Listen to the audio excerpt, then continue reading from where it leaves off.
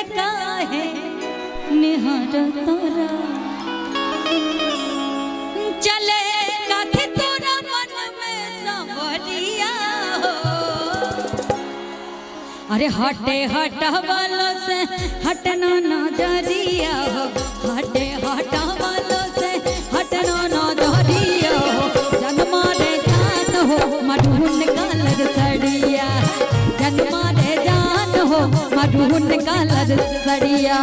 मन करे कासली भरिया कवरिया हो, मन करे कासली भरिया कवरिया हो। जन्मा रे जान हो मधुन कलर सड़िया, जन्मा रे जान हो मधुन कलर सड़िया।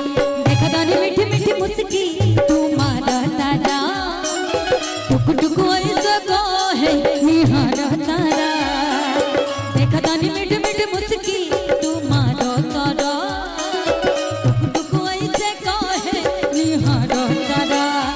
चले काथे तोरा मन में सवरिया हो, चले काथे तोरा मन में सवरिया हो। हटे हटवालों से हटना नजरिया हो, हटे हटवालों से हटना नजरिया हो। जन्मा रे जान हो मधुन कलर सड़िया, जन्मा रे जान हो मधुन कलर सड़िया।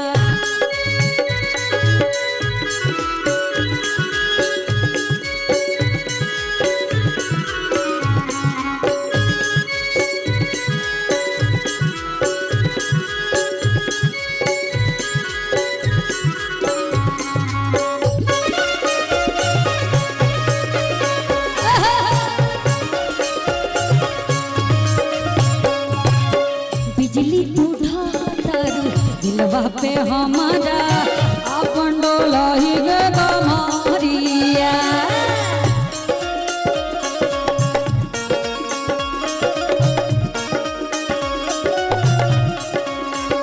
ए बिजली उठा तारू दिलवा पे हमारा, अपन डोला ही गे गमारिया। हवे नैना तोहर लुटेरा निर्खेला कमर गधेरा, उठे जब गजब के नाचा जनिया से मत आवेरा। सच हाथ करेला मत करिया, अरे लागल बा फल पिको लहरे झलरिया हो, लागल बा फल पिको लहरे झलरिया हो। जन्मा रे जान हो मधुन कलर सड़िया, जन्मा रे जान हो मधुन कलर सड़िया। देखो दानी मीठी मीठी मुस्की तुम्हारा तारा, टुक टुक ऐसे काहे निहारा तारा। देखा दानी मीठी मीठी मुस्की तुम्हारा तारा, टुक टुक ऐसे काहे निहारा तारा। कि चले काथे तोरा मन में सवरिया हो। अच्छा आगे की लाइन आप लोग गाएंगे। हो चले काथे तोरा मन में सवरिया हो, हटे हटवालों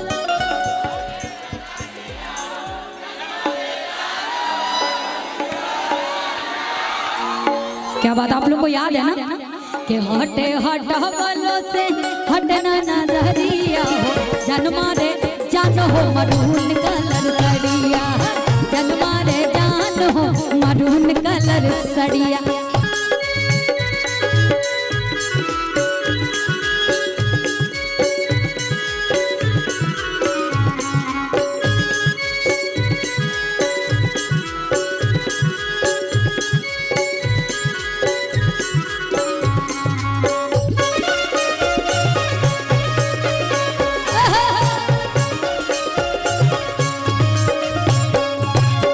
बिजली उठा तारू दिलवा पे हमारा, अपन डोला ही गे गमारिया।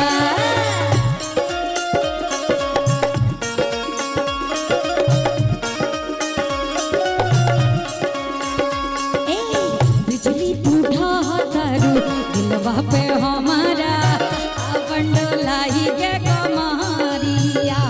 हवे नैना तोहर लुटेरा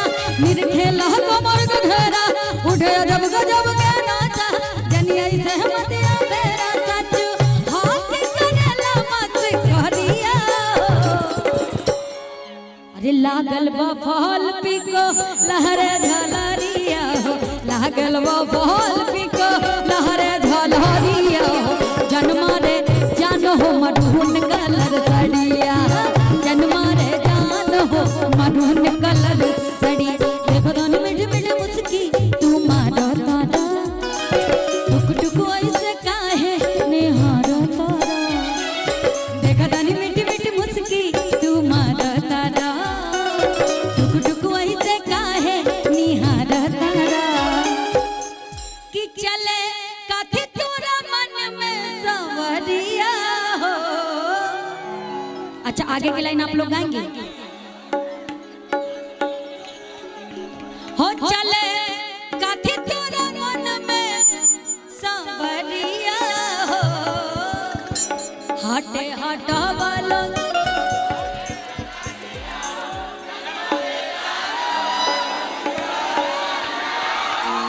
क्या बात आप लोग को याद है ना कि हटे हटा वालों से हटना नजरिया हो, जन्मा रे जान हो मरून कलर सड़िया, जन्मा रे जान हो मरून कलर सड़िया, जन्मा रे जान हो मरून कलर सड़िया, जन्मा रे जान हो मरून कलर सड़िया, जन्मा रे जान हो मरून कलर सड़िया।